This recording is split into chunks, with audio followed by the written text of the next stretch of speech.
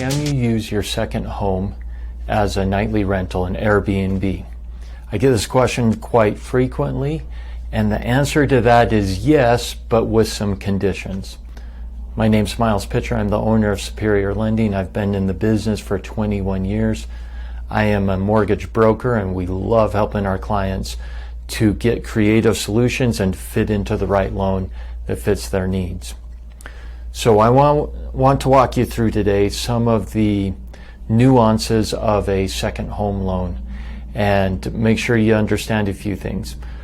A couple of things I'll just start here is that if the property is a condo, townhome, and it is managed by let's say that there's like a front desk or a reservation desk that you'd have at a hotel, boy, those are red flags to the lender and most likely will not be approved as second home loans because those require or show that the hotel or the community there is in charge of your unit. One of the requirements is that you are exclusively in control of your property. Also, the other thing is if the HOA requires that your home goes into their rental pool and they manage all the nightly rentals, again, that's a flag for the lender that this may not be eligible as a second home. A few of the things you need to also know is that you must occupy the property for a portion of the year yourself, which is great. My clients usually buy these second homes. They love to hop down to warmer weather and enjoy the property and then be able to rent it out for the rest of the year. It has to be a one-unit property, so duplex, triplex, and fourplex are out the door. And if the owner so chooses to occupy the property year-round, the property needs to be able to accommodate that in there. Now, one thing that I want to add in about income here. Sometimes my clients need to be able to count rental income off of the property in order to qualify for the purchase.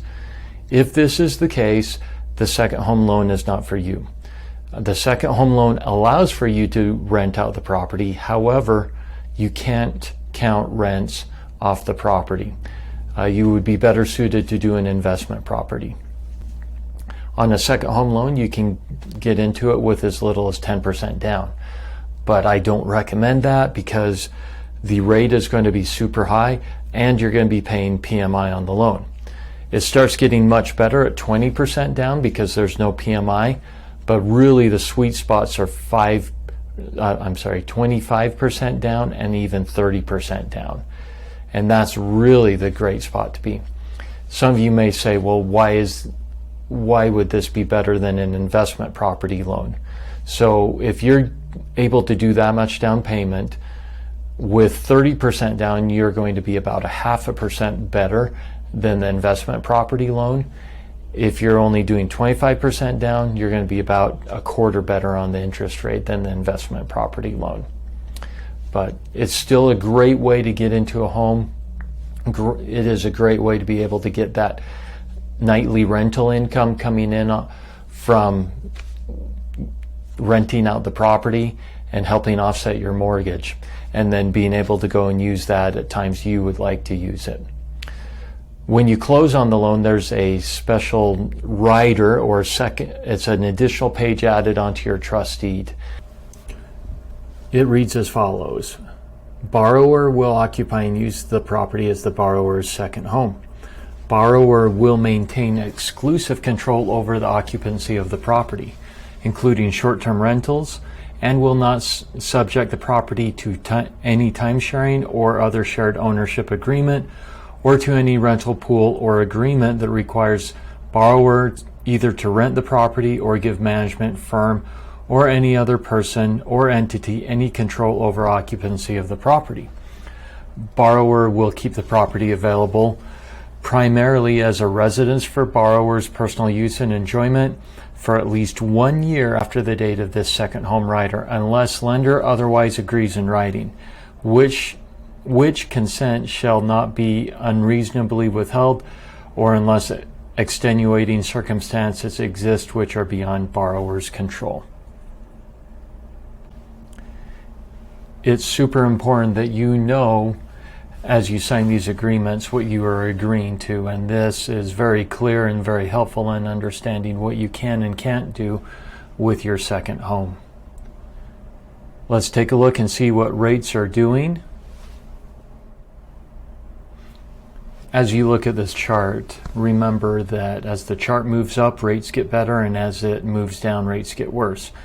We've had a very, very nice run here in rates, nice momentum, and we kind of hit a ceiling on those, and rates have just today, as of August 2nd, had a little turn for the worse. They are still fabulous. They are still very, very good. Still a great time to buy and get into a home. Some of the things that we are seeing is more signs of recession coming. We are seeing inflation still high and hot, but we did see that the Federal Reserve raised 75 basis points in June, did the same in July, and we're watching for September to see what they are doing in their next meeting. My name's Miles Pitcher.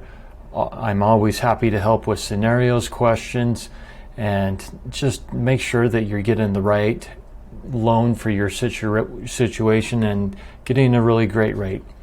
Please feel free to either email, text me, and reach out if you have any questions. We'll be back next week with another tip.